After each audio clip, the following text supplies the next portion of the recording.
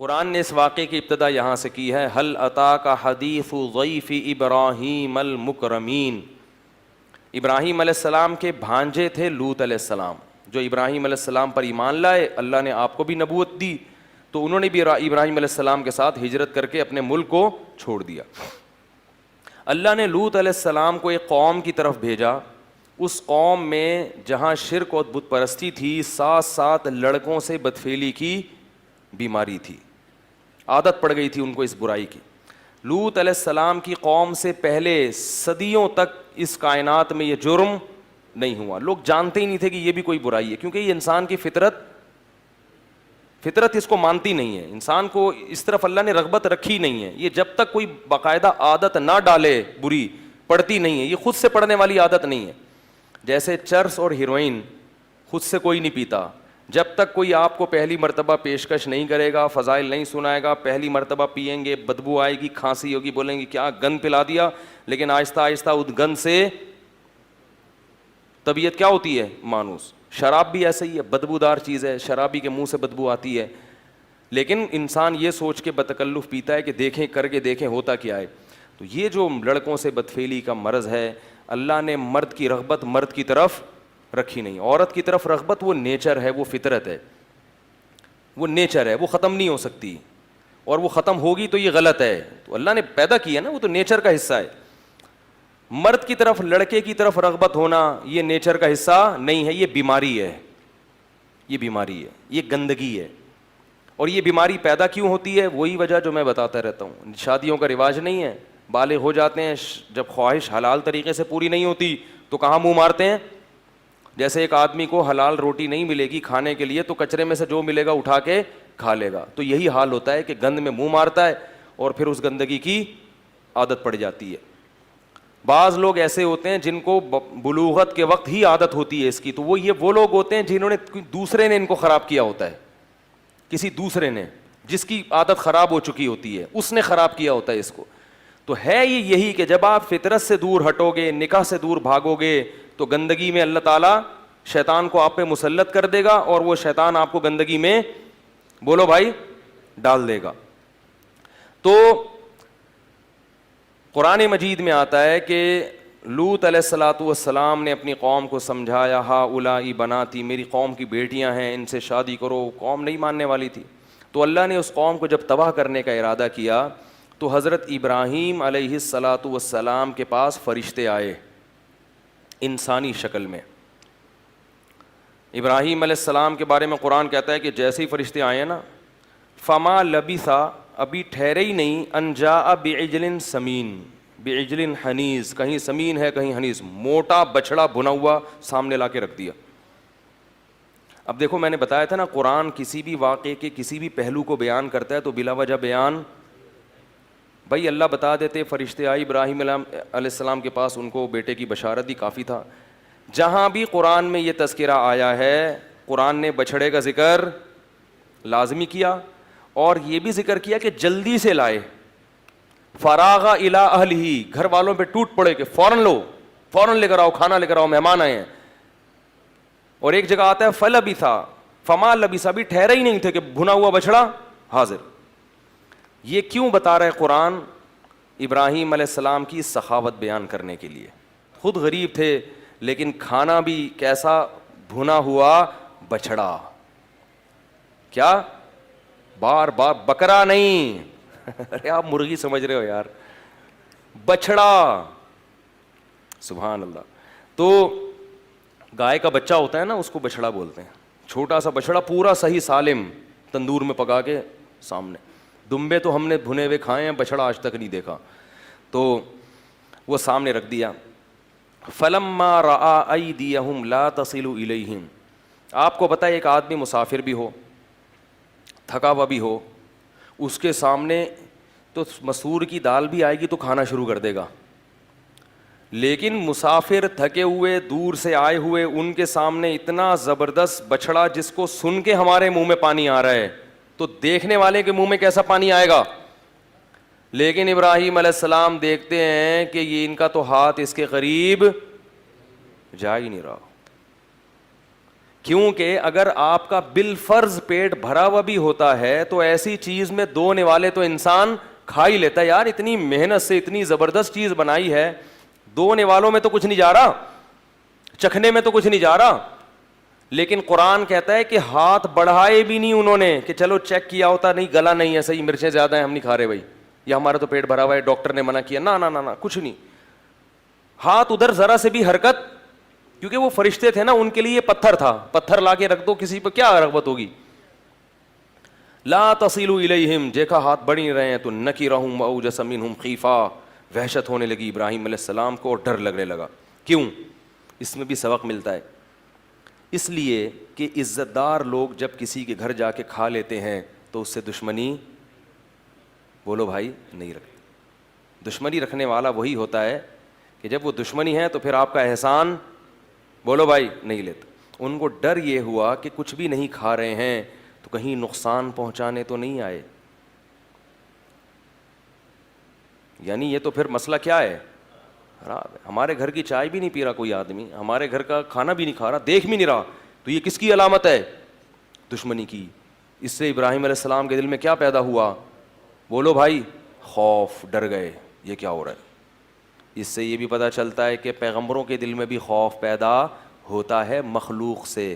لوگ کہتے ہیں میں اللہ کے علاوہ کسی نہیں ڈرتا, کتا چھوڑ دو اس کے پیچھے, ہیں اتنا تیز بھاگے گا نا یہ کتا پیچھے اور یہ آگے. تو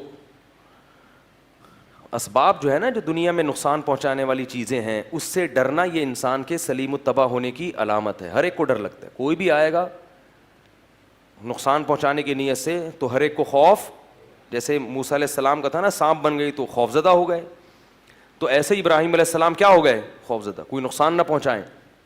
جب فرشتوں نے دیکھا کہ یہ خوف زدہ ہو رہے ہیں تو فرشتوں نے بتایا لا تخف, ڈریں مت, انا مبشروک بغلام علیم, ہم اللہ کے بھیجے ہوئے فرشتے ہیں, انسان نہیں ہیں. ہمارے سامنے اس میں تکہ مسالہ لگا دو, بریانی مسالہ لگا دو, ہمارے لیے کیا ہے, یہ پتھر ہے, کوئی فرق ہی نہیں ہمارے لیے. ہم تو فرشتے ہیں جو انسانی شکل میں آئے ہیں. اس سے یہ بھی پتہ چلتا ہے کہ انبیاء عالم الغیب نہیں ہوتے, ان کو نہیں پتہ چلا. ہم فرشتے, اللہ نے ہمیں بھیجا ہے. تو بتایا کہ ہم آپ کو خوشخبری دینے کے لیے آئے ہیں, بغلام علیم, ایک علم والا بیٹا, یعنی اسحاق علیہ السلام بیٹا پیدا ہوگا, علیم, علم والا. تو ابراہیم علیہ السلام کی جو بوڑھی زوجہ تھی نا, وہ دروازے کے کنارے پہ کھڑے ہوئے باتیں سن رہی تھیں. اس لیے نہیں کہ تجسس, اس لیے کہ ان کو بھی ڈر تھا نا کہ پتہ نہیں کون مہمان آئے ہیں, میرے شوہر کی ظاہر ہے دشمنیاں بھی ہیں, کوئی نقصان نہ پہنچا دے. تو وہ دیکھ رہی تھی کہ کیا مسئلہ ہے. تو جیسے ہی انہوں نے کہا نا کہ ہم خوشخبری دینے کے لیے آئے ہیں کہ آپ کو بیٹا ملے گا, تو قرآن کہتا ہے فسکت وجہا, وہ بڑھیا نے نا ایسے ماتھا ٹھنکا ہے کہ ہائے ناس, یا ویلتا, ہائے بدبختی, الیدو وانا عجوز, میرے بچہ ہوگا میں بڈھی, وہذا بالی شیخ, اور یہ میرا میاں, اس کو دیکھو کیسے حضرت ابراہیم کی طرف ہادہ اشارے کے وقت بولا جاتا ہے, کیسے اشارہ کیا ہوگا نا, یہ میرا میاں کیا ہے, یہ بھی تو بوڑھا ہو گیا. کوئی عورت اپنے میاں کو بول دے بوڑھا, اس کو کتنا غصہ آئے گا نا. تو کہنے لگی میرے بچہ ہوگا, میں کیا ہوں, بڑھیا, وہذا بالی.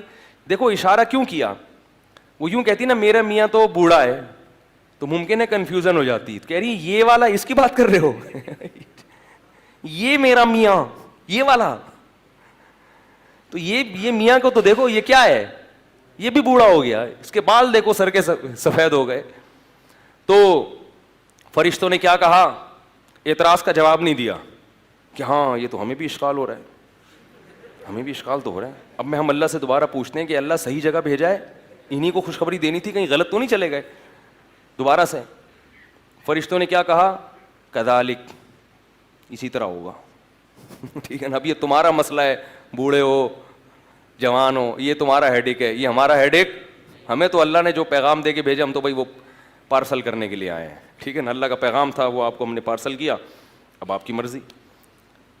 ہاں اتنی تسلی ضرور دی, عطا جبین من امر اللہ رحمت اللہ وبرکاتہ علیکم اہل البیت, اے اہل بیت, اللہ کی تم پر جو خصوصی رحمتیں ہیں, تمہیں شرک کے ماحول میں اللہ نے توحید کی توفیق دے دی, اس پہ تمہیں تعجب نہیں ہوا, ہے بھائی, آگ میں جلنے سے اللہ نے بچا لیا. ان بڑھیا سے کہتے ہیں حضرت ابراہیم کی زوجہ سے کہ تمہارے میاں کو پبلک نے ڈال دیا تھا آگ میں, اللہ نے بچا لیا, اس پہ تعجب نہیں ہوا. تو یہ تو اللہ کی اتنی بڑی بڑی رحمتیں ہیں, تو ایک اور رحمت صحیح, اس میں تعجب کی بات کیسی. تو پھر ابراہیم علیہ السلام نے پوچھا کہ اور تمہارا بنیادی مقصد کیا ہے؟ تو انہوں نے بتایا کہ ہم آئے ہیں قوم لوط کو تباہ کرنے کے لیے. ہم آئے ہیں قوم لوط کو, اصل مشن ہمارا یہ ہے. قرآن کہتا ہے ابراہیم علیہ السلام کو قوم لوط پہ ترس آیا. کیوں؟ ان ابراہیم لأواہ حلیم, بڑے بردبار اور نرم خو تھے ابراہیم, اللہ کی طرف رجوع کرنے والے. تو اب قرآن کی تعبیر دیکھیں, ابراہیم علیہ السلام نے فرشتوں سے کہا کہ اس میں تو لوط علیہ السلام بھی ہیں. مقصد یہ تھا کہ فرشتے کسی طرح یہ ارادہ ترک کر کے چلے جائیں. تو انسان کہتا ہے نا بھائی اس میں تو وہ بھی ہیں, ایمان والے بھی, تو سب ہلاک ہو جائیں گے. مقصد کیا تھا کہ وہ اپنا ارادہ بدل دیں. تو قرآن کے الفاظ دیکھیں, یجادلنا فی قوم لوط, ابراہیم ہم سے قوم لوط کے بارے میں جھگڑنے لگے, لڑائی کرنے لگے, جھگڑنے لگے. حالانکہ پیغمبر کبھی اللہ سے جھگڑتے, یعنی کیا مطلب, ایسی لجاجت کرنے لگے جیسے ہم کسی دیکھتے ہیں نا, کوئی بھکاری آ کے ہم سے کوئی چیز مانگتا ہے تو ایسے لجاجت سے پیچھے پڑتا ہے, ہم کہتے ہیں بھائی تو لڑ کیوں رہا ہے, کہتے ہیں نا. تو بعض دفعہ بہت زیادہ عاجزی, انکساری اور کسی کے پیچھے پڑنے کو بھی مجادلہ سے, بحث مباحثے سے تعبیر کیا جاتا ہے, حالانکہ وہ بحث نہیں ہوتی. تو یہ قرآن کی بلاغت ہے کہ ایسے اللہ سے مانگ رہے تھے کہ گویا اللہ سے کیا کر رہے ہوں, بحث کر رہے ہوں. تو اللہ نے فرمایا یا ابراہیم اعرض عن ھذا, اس بحث کو کیا کر, چھوڑ دے, اس بحث کو چھوڑ دے. انہ قد جاء امر ربک, تیرے رب کا فیصلہ ہو چکا ہے, یہ فیصلہ ٹلنے والا نہیں ہے. نحن اعلم بمن فیہا, ہمیں پہلے سے معلوم ہے کہ اس قوم میں کون ہے اور کون نہیں ہے, کس کو بچانا ہے, کس کو ہلاک کرنا ہے, یہ ہم پہلے سے جانتے ہیں. حالانکہ وہ ابراہیم علیہ السلام کو بھی پتا تھا اللہ جانتے ہیں, لیکن ابراہیم علیہ السلام چاہتے کیا تھے کہ یہ عذاب ٹل جائے. تو پھر وہ فرشتے لوط علیہ السلام کے پاس گئے, وہاں بھی ایسے ہی خوبصورت نوجوان لڑکوں کی شکل میں. جب لوط علیہ السلام کے پاس فرشتے آئے ہیں تو لوط علیہ السلام نے دیکھتے ہی کہہ دیا, وہ سمجھے کہ یہ انسان ہے, خوبصورت لڑکے ہیں, کہنے لگے ھذا یوم عصیب, آج کا دن بہت برا دن ہے, بڑا سخت دن ہے. لوگ تو مہمان کے آنے سے خوش ہوتے ہیں نا, خاص طور پیغمبر, لیکن قوم کیسی بدفعلی کی عادی تھی کہ کوئی بھی خوبصورت نوجوان لڑکا جاتا اس علاقے میں, لوگ اس سے بدکاری کی کوشش. یہ جس کو یہ گندی بیماری لگ جائے نا, اسے کوئی بھی نوجوان نظر آئے وہ اس پر گندی نگاہیں ضرور ڈالتا ہے. یہی گند اس عمل کے گندے ہونے کے لیے کافی ہے. یوں لوط علیہ السلام کہنے لگے آج کا دن مجھ پہ بہت بھاری ہے. لوط علیہ السلام کی جو بیوی تھی وہ کافر تھی, اس نے لوگوں کو جا کے پیسوں کی لالچ میں کہ مجھے کمیشن ملے گا, پیسے ملیں گے, لوگوں کو جا کے بتا دیا, مخبری کر دی کہ میرے گھر میں کچھ خوبصورت نوجوان لڑکے آئے ہوئے ہیں. قرآن کہتا ہے وجاء اہل المدینۃ یستبشرون, شہر والے خوشیاں مناتے ہوئے آئے. لوط علیہ پیغمبر جو ہے نا مہمانوں کے معاملے میں بہت غیرت مند ہوتے ہیں, ہر غیرت مند آدمی مہمان کی بے عزتی برداشت نہیں کرتا. تو لوط علیہ الصلوۃ والسلام, ظاہر ہے پیغمبر سے زیادہ کون غیرت مند ہوتا ہے, ان کو یہ تھا کہ میری عزت ہے, یہ مہمان کس کی عزت ہیں, میری عزت ہے. تو جب ان کو پتہ ہی نہیں تھا کہ یہ فرشتے ہیں اور یہ سب چیزیں پہلے سے جانتے ہیں, وہ تو سمجھ رہے ہیں ان نون پرسن ہے, مسافر جیسے کسی کے گھر میں رات کو پناہ لے لیتا ہے, تو یہ بھی آ گئے. تو شہر والوں جب جمع ہو گئے نا, ان کے گھر کے باہر گھیراؤ کر لیا. کیسے بدبخت لوگ تھے آپ دیکھو. جب گھیراؤ کیا تو لوط علیہ الصلوۃ والسلام نے ان سے کہا کہ ہؤلاء ضیفی فلا تفضحون, یہ میرے مہمان ہیں, ان کو ذلیل, مجھے ذلیل مت کرو, کیونکہ ان کی ذلت کس کی ذلت ہے. دیکھو اس سے یہ بھی پتہ چلتا ہے مہمان کی عزت, مہمان کا بولو بھائی اکرام. غیرت مند لوگ کرتے ہیں مہمان کا اکرام, کہ اس کی بے عزتی کر دینا گھر سے باہر لے جا کے, جب تک ہمارے گھر میں ہے بے عزتی پر کیا ہے, پابندی ہے. تو فلا تفضحون, مجھے ذلیل مت کرو. تو وہ کیا کہتے ہیں قوم جواب میں, اولم ننہک عن العالمین, ہم نے کہا نہیں تھا کہ آپ اپنے گھر میں کسی کو گھسنے مت دو. آپ کو جب ہماری عادت کا پتہ ہے تو آپ کو ان کو گھر میں داخل ہی نہیں کرنا چاہیے تھا. لوط علیہ السلام نے کہا ہؤلاء بناتی, یہ میری قوم کی بیٹیاں ہیں, ان سے نکاح کر کے اپنی خواہش کو پورا کرو. تو قوم جواب میں کیا کہتی ہے؟ ما لنا فی بناتک من حق، ہمیں عورت میں کوئی رغبت. یہ بھی اس گناہ کی سزا ہے کہ جس کو اللہ نے پیدا کیا اس میں رغبت، بولو بھائی، ختم ہو جاتی ہے. یہ بھی ایک عذاب ہے. تو لوط علیہ السلام اب کیا کہہ رہے ہیں؟ لو ان لی بکم قوتا او آوی الی رکن شدید، کاش میرے بازوؤں میں قوت ہوتی تم سے مقابلہ کرتا میں، یا میرا کوئی قبیلہ ہوتا جس کو بلاتا اور میری مدد کرتا، کیونکہ کمزور قبیلہ تھا لوط علیہ السلام کا. کاش کوئی قبیلہ ہوتا جو اس موقع پر میری. اس سے پتہ چلتا ہے کہ انسان اپنے جیسوں انسانوں سے مدد مانگنا یہ توکل کے خلاف، بولو بھائی، نہیں ہے. اللہ کو بھی یاد کیا اور ساتھ ساتھ قبیلے کو بھی، کہ وہ ہوتے تو شاید میری مدد کرتے. کوئی بھی نہیں ہے تو میں کیا کر سکتا ہوں. قرآن کے الفاظ دیکھو، لعمرک انہم لفی سکرتہم یعمہون. اے محمد صلی اللہ علیہ وسلم، ہمیں آپ کی عمر کی قسم کہ وہ نشے میں ڈوبے ہوئے تھے. انہیں پیغمبر کے اس قسم پرسی کا ذرہ برابر بھی ترس نہیں آ رہا تھا. جب اتنی قسم پرسی دیکھی نا فرشتوں نے، لوط علیہ، پہلے نہیں بتایا، اللہ بھی تو آزماتے ہیں نا اپنے بندوں کو. جب یہ قسم پرسی دیکھی ہے تو فرشتوں نے کہہ دیا، یا لوط انا رسول ربک، اے لوط ہم انسان نہیں ہیں، ہم رب کے فرشتے ہیں. لن یصلوا الیک، پہلا تو تسلی کا جملہ یہ کہ یہ ہرگز آپ تک نہیں پہنچ سکتے. ہم تک تو پہنچنا دور کی بات، یہ ادھر آ ہی نہیں سکتے. بہت طاقتور فرشتے ہیں ہم، بہت طاقتور، یہ یہاں پہنچ نہیں سکتے.